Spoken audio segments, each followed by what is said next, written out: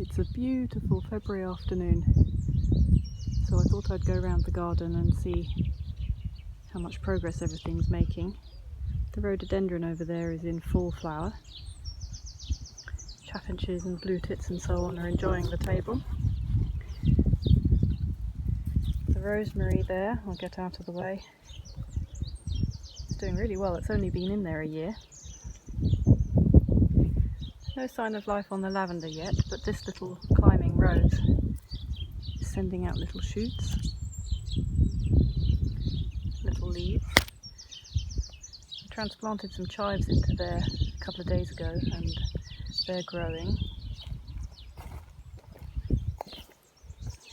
as are the clumps that are over here.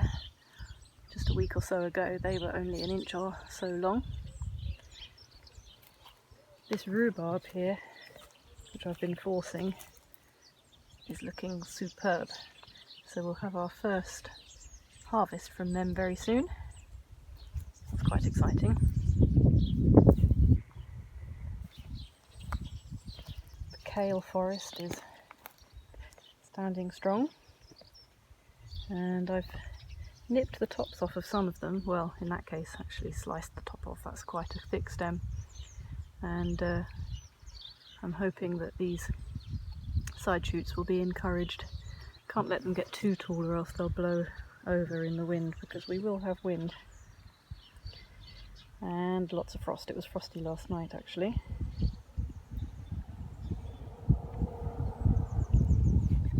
Over here we have signs of life on the currant bushes. And the beetroot that's overwintered is looking good. I haven't actually looked to see how much growth there's been on the beetroots themselves, but should be able to pick some leaves soon. These onions, it's the first time I've grown onions, don't really know what to say about those. They look okay to me. Over here we have some plastic warming up a bed that's going to have our first potatoes in. They're in the shed at the moment, shooting. This is a compost bin that I've just filled. Our very last pumpkins have just started to go off, developing mouldy spots and so on. So I've put one in here, and I thought, well, last year we grew pumpkins in the compost, so I thought this time I might just cover the plant, which of course has got seeds in it, with soil, and maybe they'll seed themselves. I think they probably will. Raspberries back there. Some signs of life from the raspberries. Over here, this bed hasn't been seen to yet this year, but we do have chives regrowing. I grew them from seed last year. They just got started in the autumn, and now they're coming back nice and strong. We will have plenty of chives this year, that is for sure, because we also have them over here in front of the greenhouse, and they've also come back from having died back to nothing. So we're not even into March yet. That's some good strong growth, isn't it? That's going to be some pumpkins, hopefully. First seeds sown this year. They're from the plant directly, so I didn't even have to store them. Just took them from the plant. And these are my hydrangea cuttings, which I took last autumn.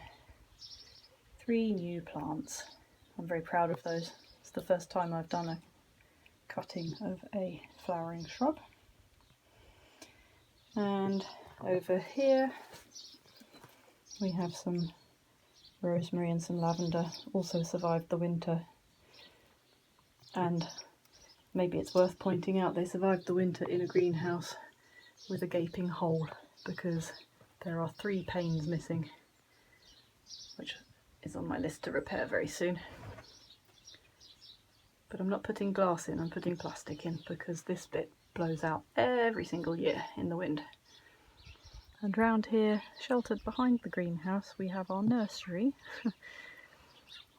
These are mostly saplings from my friend Lorraine in England. This is a holm oak, an evergreen oak or holly oak, and these are all little cob trees, and they're just starting to shoot. We haven't put them out because we didn't know where we wanted them. We were going to put them along the road to make a hedge, but then we decided that what we wanted to do is create a woodland copse actually on our property rather than just along the boundary. So that's going to happen soon. And here we have self-seeded pine trees that I just couldn't bear to not rescue. So that's a quick overview of the garden on the 26th of February 2021. Now it's time to feed the chickens and then to crack on working in this glorious spring sunshine. Chicken!